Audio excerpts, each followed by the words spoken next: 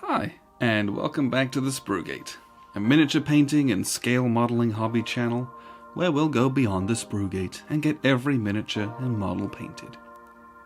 Today we're tackling this platoon of 15mm World War II German Fallschirmjaeger from Battlefront, which are intended to be used for Flames of War.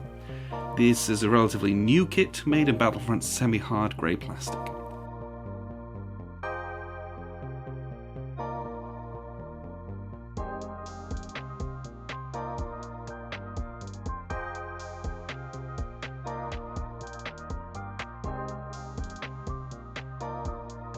The figures come on a number of sprues and are pretty tightly packed into the small blister.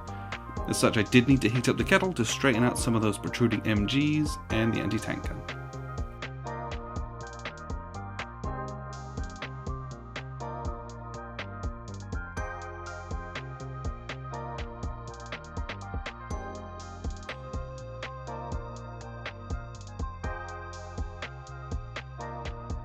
Once that was taken care of, it was time to base the minis.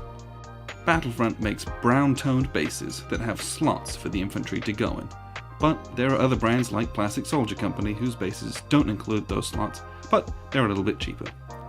I use clear gel superglue for this type of semi-hard plastic and base mine individually on pennies because I use a different 15mm set of rules called Battle Group. Lots of battles, I know. Regardless of how you base them, once the glue is dried, we'll use Vallejo Earth Texture Acrylic to cover up the glue splotches. Yes, splodges is a word, and to make the bases a bit more realistic, we use this that has a texture in it to represent the ground. Make sure to use an old brush for this, as the paste has physical grit and texture to it, and your brushes will be completely finished out. We're putting texture on before any primer and paint because it'll speed up the process. And if we mess up now, we can paint over the paste that's on their boots, and this will make it look like there's mud on the boots, rather than ruining our nice paint job once the miniatures are all finished by spilling some of this paste on it. As such, the colour of the paste at this stage is meaningless.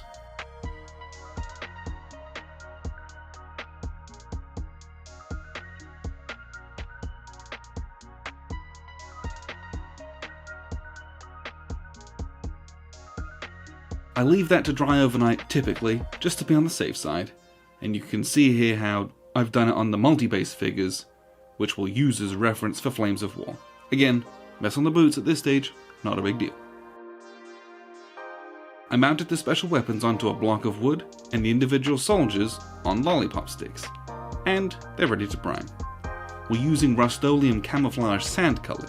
It costs peanuts at the big box DIY store, and not only does it prime the miniatures in an ultra flat finish, but it will also serve as the base color for the camo on the paratroopers' tunics and helmet covers. And here's the platoon primed. Now onto the main bulk of the paint job. We're going to paint these in an assembly line, one color on all of the miniatures at a time, using our inside-out method, where you paint the parts of the miniatures at the lowest layer and deepest into the sculpt, working outwards. The camo on the tunics will have 3 tones. We already have one, the sand base coat.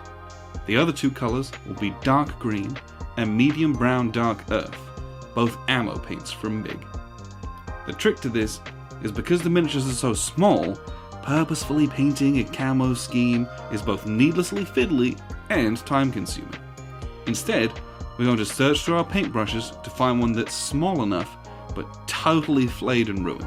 If you don't have one like that, then you can either bash your cheapest synthetic brush to death, or just tear up a bit of old sponge for the same effect. We're going to dip the brush in the paint, and then wipe some, but not all of the paint off.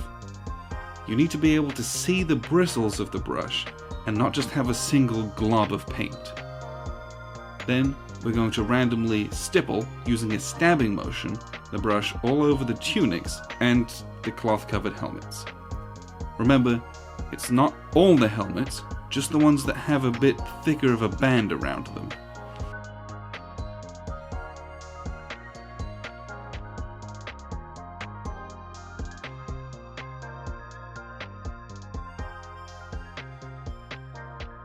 If you have them mounted on sticks, go up one side and down the other with each color.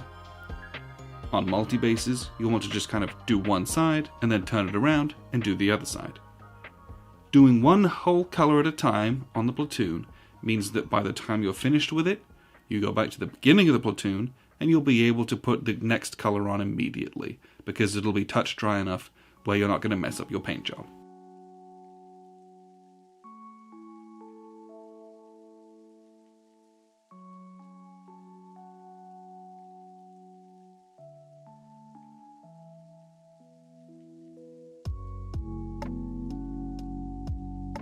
Now that's done, here's a sneak peek on what the final will look like. Because we'll now paint a different part of the miniature, we can start immediately. So, onto the trousers with Vallejo model colour German Field Grey.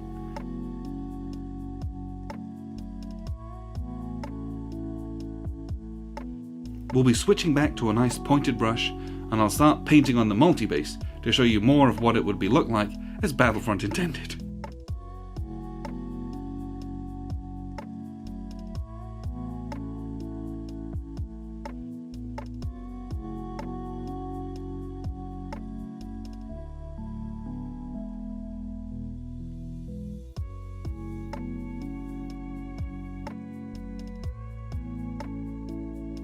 Next we'll use Vallejo model coloured chocolate to paint the rifles, the weapon straps, the Panzerfaust hilts.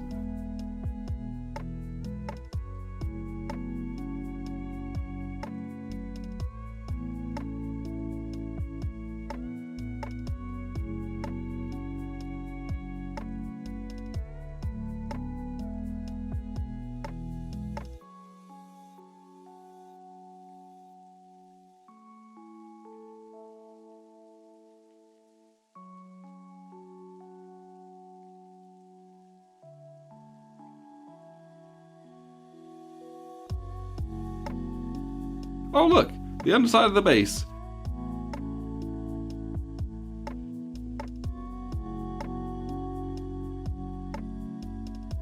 Now we'll use German Grey, also from Vallejo model colours. We're going to paint quite a bit with this, including all of the gunmetal, the boots, the webbing, all the submachine guns, the Panzerfaust warheads, the flamethrowers, the binoculars on the leaders, and anything else metallic that we can see. I choose not to paint the anti-tank gun, as this will be painted a different colour later, but I do paint the MG34s. The Panzerschrecks are a no-no, as they were typically in a Dunkelgelb colour out of the factory, and we'll paint that later. For the top of the rifles, I try to use the side of the brush, so we just graze the top of the weapon to keep the paint from covering up all of the nice painted wood we've already done. A few of these pieces will need a little bit more precision than we've required until now, and this will be the longest step of the process.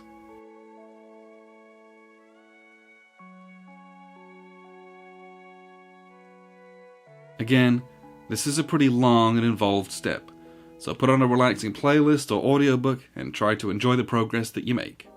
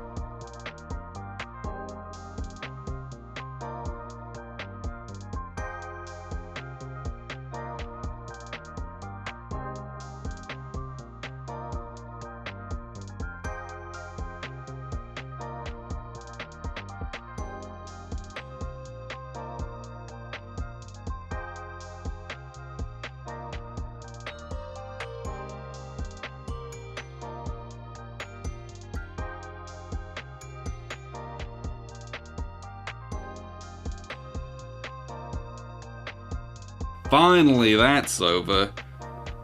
That was a lot, I know. So, now let's bash out a couple of details to help push these miniatures further along and forget all of that German steel grey. We'll start with khaki, which should go with the aforementioned anti-tank gun, Panzerschrecks, and even the Panzerschreck shells that the loader figurine has.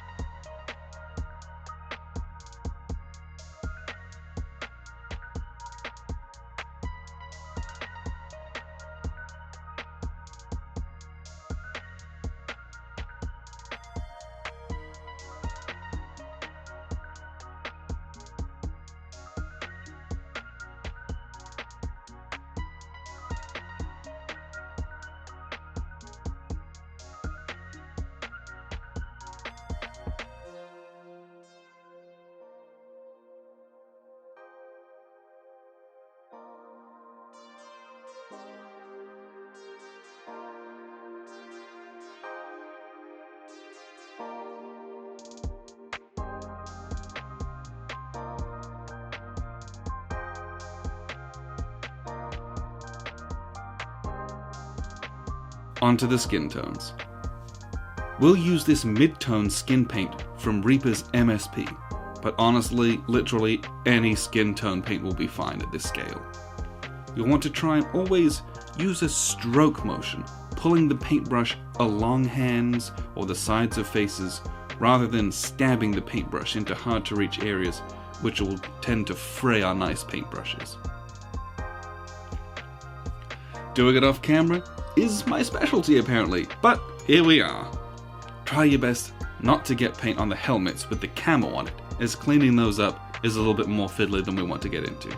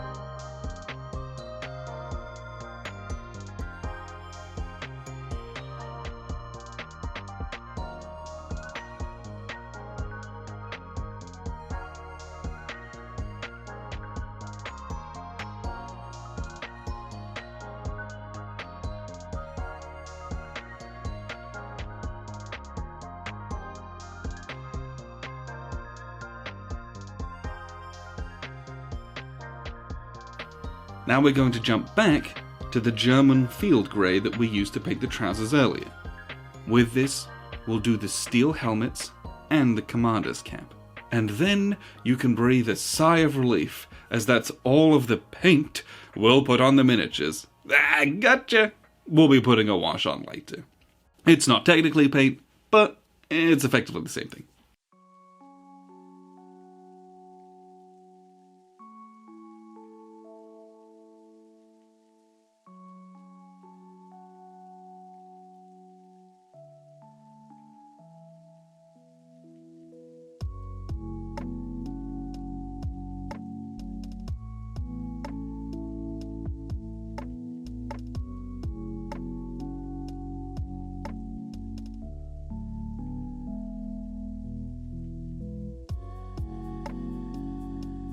But before we get to that, it's time to paint the bases. I use MSP's high density pigment charred brown. I don't think this paint is actually available anymore, but basically I just recommend a very dark brown. I'll actually use two brushes for this step, a very wide flat brush for the large open spaces, and then a smaller tipped brush to get in between the feet and hard to reach areas.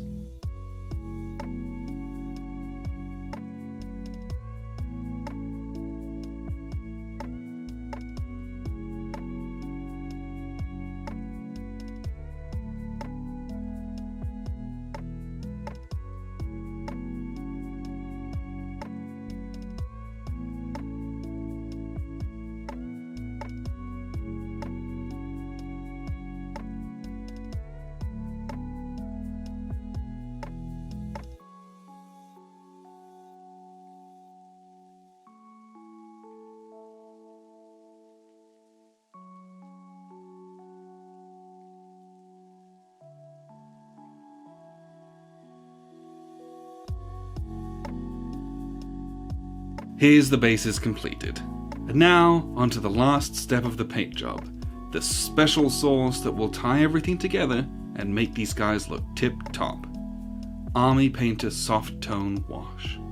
Get yourself a large brush with a decent belly that can hold a good amount of wash, and just dip your brush in and frankly slather it on. It's hard to go too heavy and mess this up, but basically, as long as you can see between the legs and everything looks wet, you're doing it right. The wash, once dry, will add a bunch of contrast to the miniatures by mimicking shadows all over, but also serves to tie the color scheme together into a more cohesive tone. It's almost like they planned that by calling it soft tone.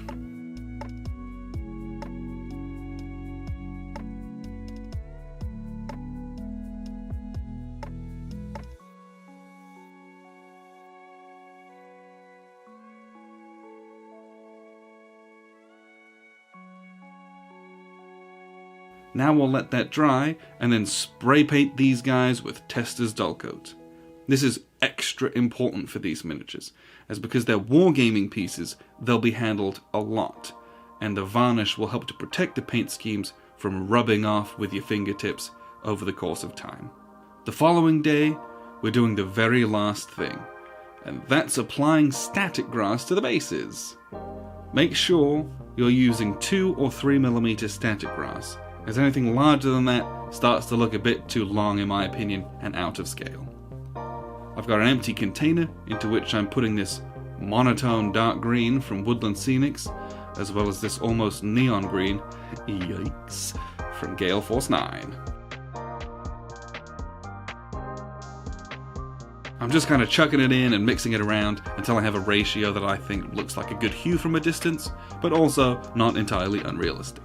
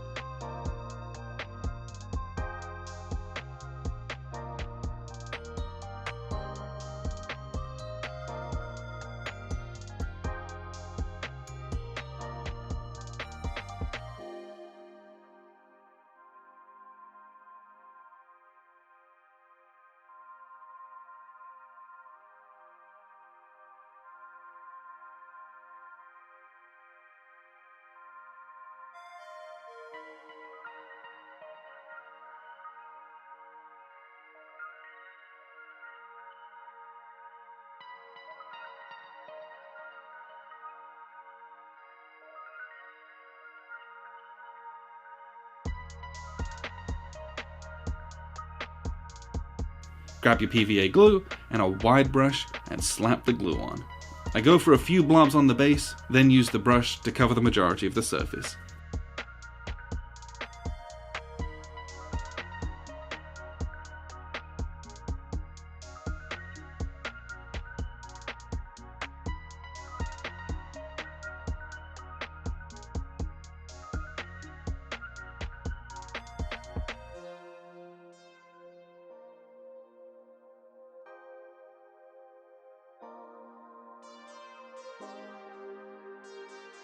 Give the base a bath in the static grass, and heap it up like a teaspoon of Ovaltine.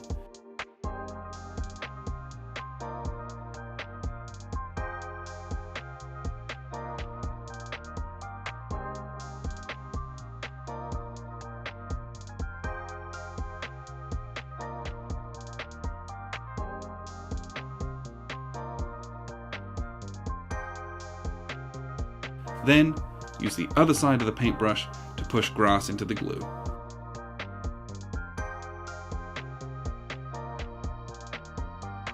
Flip it upside down and tap off the excess back into the container so there's zero waste. And here we are, we're all ready to go.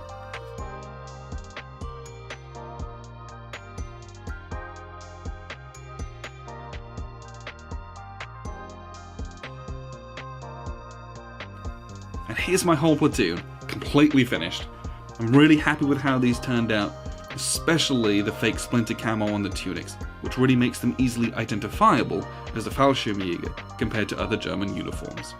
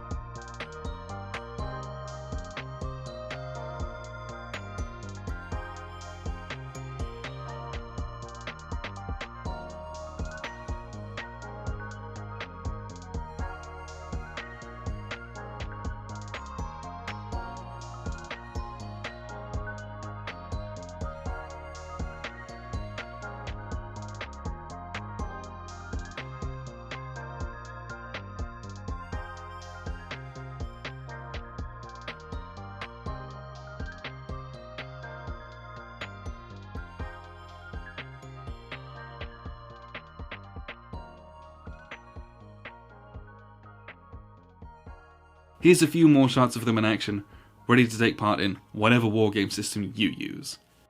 Thanks for sticking it out this far into the video. Feel free to like and subscribe for more painting tutorials and modeling videos. I'm also available on Twitter and Instagram, but most importantly, see you in the next one.